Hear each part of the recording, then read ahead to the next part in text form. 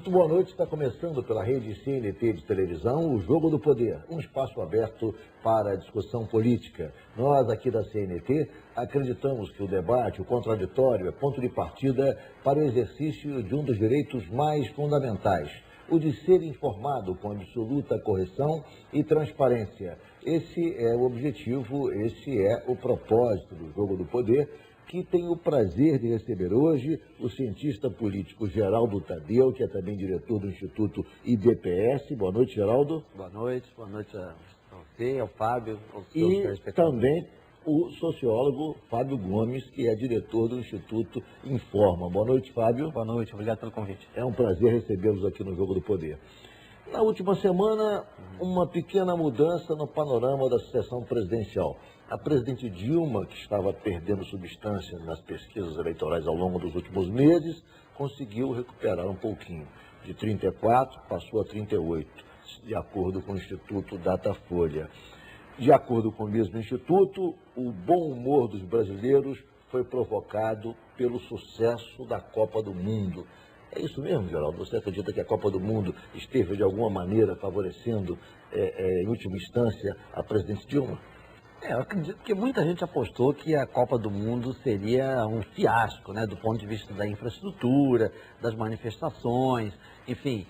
E isso certamente criou um clima de pessimismo. Isso tem uma influência, digamos, difusa sobre a opinião pública. E o sucesso da Copa do Mundo, eu sempre apostei nesse sucesso, porque eu sabia que o povo brasileiro ia receber com muita alegria e com muita hospitalidade. Isso sempre acaba, de alguma maneira, compensando eventuais problemas que até não aconteceram, né, de infraestrutura, de mobilidade, etc. Isso provoca um clima de mais otimismo. Isso pode estar na raiz dessa recuperação das intenções de volta da presidente Dilma. Fábio, a presidente Dilma já teria chegado ao fundo do poço e agora a tendência de recuperação, já que, além da Copa do Mundo, você vai ter o início da campanha, ela vai ter um tempo de televisão expressivo e vai ter a ajuda providencial do presidente Lula, que prometeu ir para a rua com ela. Olha, para desistir da Dilma, tem que escolher alguém. E você não vê um crescimento mais robusto de nenhuma candidatura de oposição. Então, você teve um momento que o eleitor estava chateado com a presidenta, estava chateado com o governo federal, mas não encontrava uma alternativa. Pode ser até que a gente tenha encontrado esse limite aí mínimo na queda que ela alcançou, mas como não houve assim, uma percepção de qual seria a alternativa mais segura e que tivesse a atração do eleitorado, ela começou, quem sabe, a reverter. E qualquer sinal de otimismo colabora com o governo federal. Hoje, inclusive, a questão da Copa. Vocês não acham que, de certa medida, quer dizer, o candidato do PSDB, Aécio Neves, conseguiu a polarização inicial da campanha, agregando os descontentes com o governo federal? Geraldo.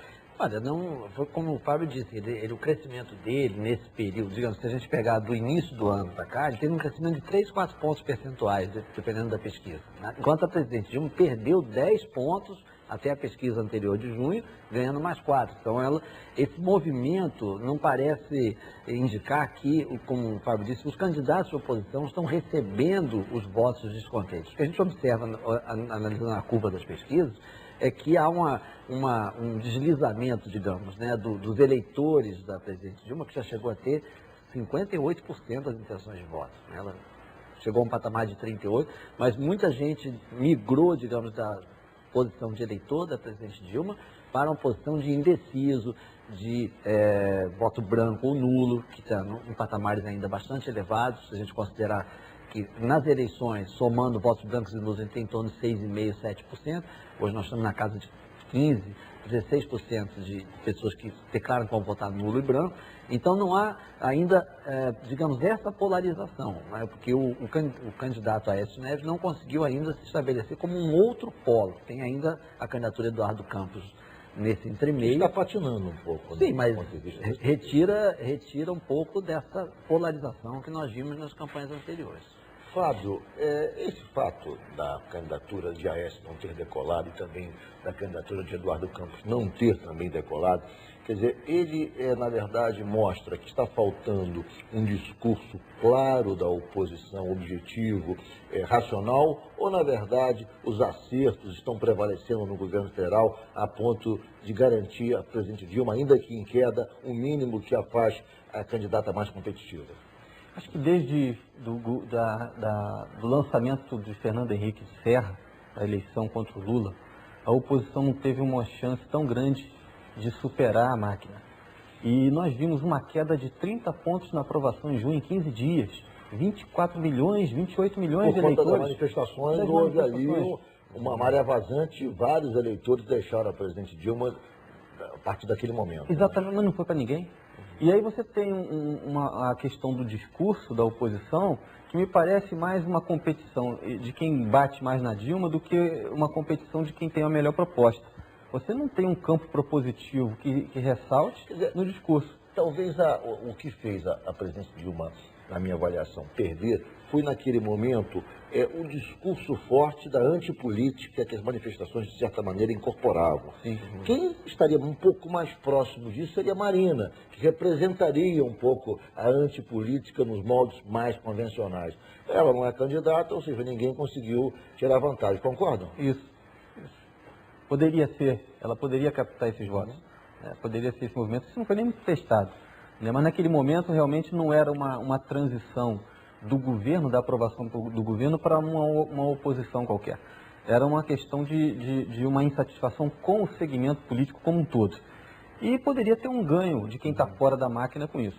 No primeiro momento, voltando aqui às manifestações, agora a Copa do Mundo, houve uma certa estupefação por conta da vaia estrondosa que a presidente Dilma recebeu na cerimônia de abertura da Copa do Mundo. Mais do que vai, ela foi agredida verbalmente, palavras de baixo calão foram pronunciadas em agressão a ela.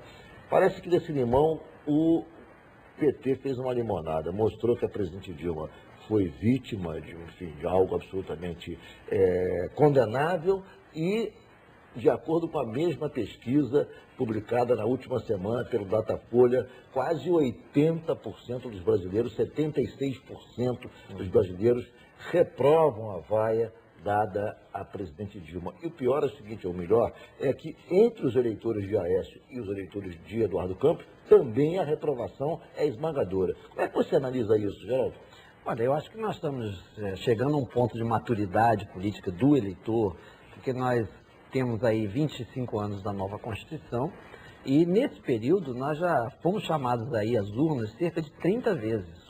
Foram 30 eleições ao longo desse período. Se nós pegarmos referendo, plebiscito, eleições municipais, eleições nacionais.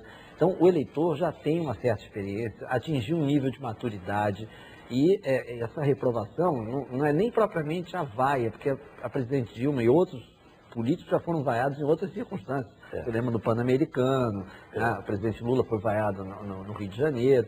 Enfim, o que as pessoas estão condenando é um excesso, né? Palavras de baixo calão, agressão à pessoa da presidente Dilma, que além da pessoa é presidente da República, nós devemos o respeito a ela nessa questão institucional, ela representa a presidência da República do Brasil. Justamente, então acho que daí acabou revertendo contra os próprios promotores da vaia, ou do xingamento, porque criou-se uma corrente de solidariedade no país, em torno da presidente. O resultado dessa pesquisa, de certa maneira, o Fábio, comprova que quem estava ali é a tal elite branca mesmo, é isso?